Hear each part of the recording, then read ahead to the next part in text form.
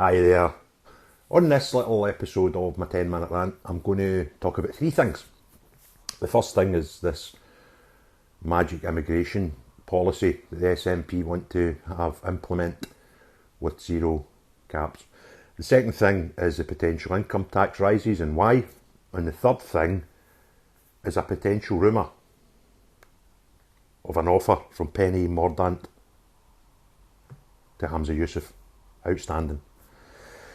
Right, so the first thing, if you like the videos, give us a wee thumbs up. If you want to see more, subscribe and hit the notifications. So the first thing, we had Kirsty Blackman on Nicky Campbell's Radio 5 live show a couple of days ago. And I was going to do a video on it when it happened, but there's been that much stuff come out about the SNP every day that I sometimes find it difficult to keep up. So I do apologise that this is a couple of day old news, but hey, there's only so many hours in the day that you can do stuff on about the SNP. So Kirsty Blackman, she was on the show and she was asked a very direct question by Nicky Campbell. Did the SNP want to put a cap on immigration? And the one word answer was no. I think Nicky Campbell's microphone dropped. So what they're suggesting is, in an independent Scotland, you would have absolutely zero cap on immigration. There wouldn't be a limit. Just keep them coming. Whatever reason we want, just keep them coming. If there's a war somewhere, open the doors. Which I think's, that's the way the world spins. So I can understand having flexible caps, but to have no cap whatsoever shows no forward planning, shows no grasp of reality, and it's just a tick box exercise to keep the happy clappers going. Because like everything else the SNP do, they try to have the Scottish people pulls apart, whether it's a straight question like independence or things like immigration. And what they try to do is have you been up for immigration or up for controls on immigration. I don't think there's a single sane person in any country would say that they should have zero immigration. I don't think that's possible to say that. But that's the way it's painted out by the SNP and their cult followers. So by her saying there'll be no caps whatsoever on immigration is appealing to these people that have been polarised. Again, because Brexit was very much an immigration thing. If you were wanting Brexit, then the default setting from the cult was you must be far right-wing, racist and don't want any immigration. Which is far from the truth. I don't know that many people in Scotland that fit all those criteria, but that's the way you're painted. So to come up with buzzwords like no cap on immigration, all they're doing is trying to appeal to these people over here that you've created, by the way, because nobody's that fundamentally bonkers to start with, but you make them that way with your, the portrayal of truth that you often utilise. So now, you've got this thing where in Scotland, you get people who buy the nonsense, buy the propaganda that we should have no stop or no limits on immigration, and other people who are quite sensible who say, well, hold on a minute, the country's resources, the size of it, the amount of buildings we have, the amount of bedrooms we have, houses in the country, they are a number that you need to have limits. So, people are concerned for the amount of illegal immigrants that come in, which is a totally different thing. Asylum seekers that aren't really asylum seekers, and then you've got people who do come here to jobs like healthcare, NHS, stuff like that. But if you have any concerns about any of those, and quite frankly I do have concerns with large swathes of what appears to be single able-bodied young men coming into the country at their own free will when they've just left a country and a whole continent, which is quite a safe place. It's called Europe. There's nobody getting persecuted there. It's not 1939 anymore. So I have concerns with that. But as soon as you have those concerns, you're racist, you're not into immigration, and you're far right wing. Really? Oh well, thank you very much. So to have no cap on immigration must be one of the worst immigration policies anywhere in the world. Even the most liberal of countries will have caps and numbers and suggested numbers that they can take from other countries, but an independent Scotland won't. They'll have no caps. Absolute bonkers. Second thing I want to talk about is the potential increase on income tax for Scots. Coming up, I believe it's Tuesday next week, there'll be a budget, and there was reportedly £1 billion black hole in that, where the amount of money we're going to give away compared to the amount of money we've got to spend. From guesstimates, we got it wrong by about £1 billion. There's now some in the press suggesting it's actually 50% more than that. It's actually 1.5 billion. That's 1,500 million. For those who don't understand what a billion is, it's a lot of pounds. And there is now, I've seen some social media comment yesterday that might actually be £2 billion. So there's this black hole in the company accounts, as it were, that needs to be plugged somehow. And some of the suggestions are that they will raise income tax, and they'll create a new band at 44% for people earning between 75,000 and 125,000. That's a 2% increase from existing. And there are suggestions that they're considering a 45% taxation rate for those people in that bracket, because that would generate about £257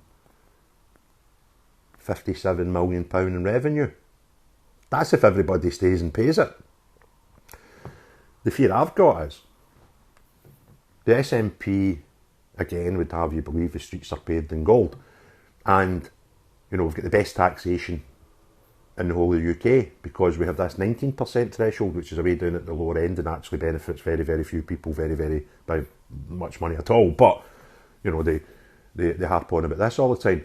Forget to tell you that, see, the people at the top end, in particular this bracket, 75,000 to 125,000.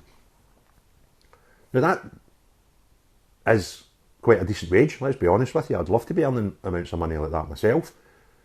But that's the sort of money that leaders of the industry, guys, even, you know, businesses that take a car garage, for example, the general manager in there, that's the sort of money they will earn. So it's not like Richard Branson levels of money. It's a decent wage that a lot of people doing a decent job and worked hard to get there do in a lot of the industry in Scotland. Now, if you want to make it harder for them to make money here, and you want to de-incentivise them by staying in Scotland, because we keep going on about this brain drain, and we keep, you know, the SNP tell us that we need immigration because of our economy, and we need to bring people here and pay them wages. Now, so let's just look at that scenario for a minute. Let's say you are a manager of a department in a hospital, or you're